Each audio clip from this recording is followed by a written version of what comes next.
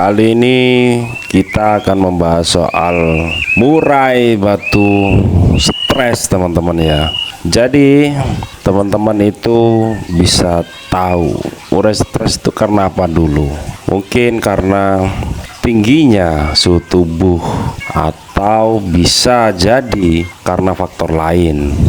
Bisa jadi karena dia pernah jatuh dari sangkarnya, atau enggak gitu pernah diterkam sama predator. Jadi ya kalau kita ngomongin murai stres itu banyak banget faktornya teman-teman. Terus apa yang harus kita lakukan supaya burung kita kembali gacor, kembali agresif lagi? Jadi banyak banget ya teman-teman ya yang tanya di kolom komentar kita, gimana cara mengatasi murai stres? Jadi seperti kayak video yang ada di depan ini ya teman-teman ya, ada salah satu murai yang kita treatment di dalam kerambah pada saat hujan-hujanan. Jadi kita bisa lihat teman-teman, murai yang ada di depan ini kita mandikan di keramba pada saat hujan-hujan. Loh nanti kalau sakit gimana kehujanan? Kita sudah berikan beberapa cara teman-teman ya. Bahkan metode yang ada di depan ini sudah berkali-kali kita terapkan.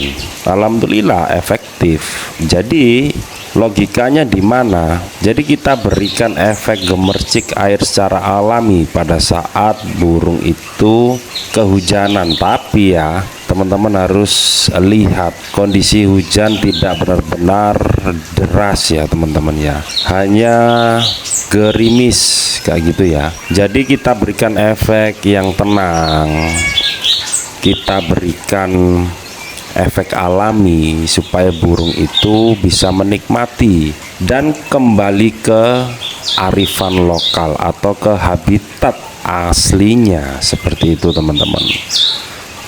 Itu adalah salah satu metode yang efektif bagi murai-murai stres. Nggak hanya kita berikan penambahan extra fooding, kita genjot extra foodingnya, bahkan banyak yang menggenjot extra foodingnya tetap aja murainya tidak gacor ya, tidak kunjung normal untuk kondisi stresnya. Jadi ya seperti ini yang kita lakukan untuk mentreatment burung stres karena sesuatu hal ya. Bisa karena pernah diterkam kucing, atau dia jatuh ya dari sangkarnya itu ya. Salah satunya cara efektifnya seperti ini, selain kita menambahkan extra fooding. Terus bisa jadi kita ablak teman-teman, kita ablak hariannya biar dia ngeriwik lagi, berani gacor lagi. Dan kalau bisa kita sendirikan dari burung-burung lain, nggak usah kita tempel dengan burung-burung masteran dulu ya. Kita treatment selama 1 minggu. Nah, kalau dia sudah mulai ngeriwi, sesekali dia ngeplong, boleh kita berikan mulai rawatan, mulai pengembunan, penjemuran rutin ya, tapi enggak secara ekstrim. Kita berikan penjemuran bertahap ya teman-teman ya, asalkan burung itu tetap nyaman dan tidak gelisah gitu.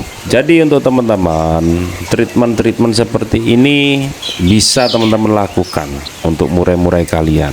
Jadi jangan dulu dirawat secara ekstrim teman-teman, karena kebanyakan murai stres itu suhu tubuhnya naik atau panas, sebenarnya seperti itu.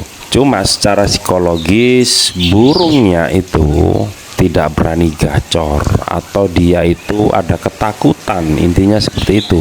Jadi treatmentnya seperti ini teman-teman. Insya Allah paling efektif ya kalau kita ngomongnya, kita treatment seperti ini. Kalau seumpama nggak ada hujan gimana? Ini pertanyaan yang bagus. Jadi gini teman-teman bisa berikan mandi dikerambah dengan cara mungkin disemprot cara halus. Yang penting burung tidak terlalu takut, intinya kayak gitu ya, biar dia menikmati dan syukur-syukur dia mau mandi kayak gitu ya teman-teman. Jadi banyak banget caranya ya, selain kita ngomong pemberian extra fooding yang tepat. Jadi untuk teman-teman yang memiliki murai ya, intinya yang kita bahas itu stres ya sampai ke gacor, itu ada tahap per tahap atau step by step. Om, apakah pengembunan itu adalah salah satu cara efektif?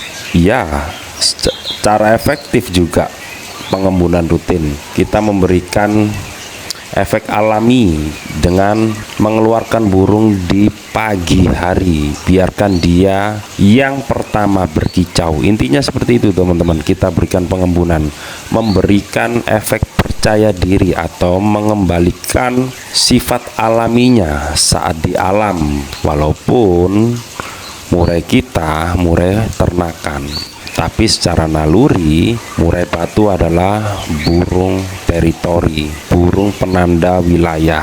Nah, kita bisa berikan treatment seperti itu. Terus kalau seumpama lanjut dijemur gimana Om? Boleh, tapi ya jangan terlalu ekstrim teman-teman. Kalau saya itu penjemuran nggak lebih dari setengah jam, kita berikan penjemuran secukupnya. Terlebih-lebih setelah pengembunan kita angin-anginkan, biarkan dia seharian sendiri, kita ablak ya sampai dia berani gacor lagi. Kenapa kok diablak? Nah itu ya pertanyaannya ya, itu pertanyaan yang bagus tuh. Kok nggak dikerodong aja Om? Kalau seumpama nanti diablak dia takut gimana? Gini teman-teman, murai stres itu indikasinya di psikologisnya itu terganggu, entah dia takut sama apapun, kita juga nggak tahu penyebabnya. Intinya dia nggak gacor, dia matung atau tekuk leher walaupun nggak ada lawan untuk tanding lah, intinya gitu. Intinya dia diam 1000 bahasa ya teman-teman ya. Kenapa kok kita ablak? Biar dia mengenali lagi area tempatnya, biar dia percaya diri lagi untuk menandai wilayahnya. Seperti itu teman-teman, barulah kita berikan rawatan-rawatan selanjutnya seperti itu. Jadi step by step ya teman-teman ya, jangan buru-buru kita rawat seperti biasa. Karena apa? Kondisi psikologisnya itu terganggu. Jadi untuk teman-teman ingat ya, tadi ya kita jelaskan dari awal, teman-teman bisa lakukan hal seperti itu sambil kita amati burung kita. Jadi poinnya, kalau kita benar-benar hobi, kita pasti bisa menikmati apa yang menjadi hobi kita. Apalagi kita hobi dengan sesuatu hal yang hidup atau makhluk hidup. Kita munculkan chemistry kita ke sesama makhluk hidup atau rawatan kita, yaitu murai batu. Kalau kita sudah tahu apa yang dia mau, nggak ada yang namanya trouble, nggak ada yang namanya burung itu banyak masalah. Sebelum burung itu kita gantang ya teman-teman ya, kita sudah tahu burung itu mintanya seperti apa. Nah kita kepinginnya teman-teman itu bisa memahami itu. Jadi perawat yang baik itu adalah si pemilik. Poinnya di situ. Oke teman-teman, terima kasih untuk waktunya, dan yang belum subscribe bisa subscribe supaya channel kita bisa berkembang dan bisa membagi ilmu atau kita sharing-sharing bareng. Terima kasih dari Serdadu Murai Mastering School Sidoarjo.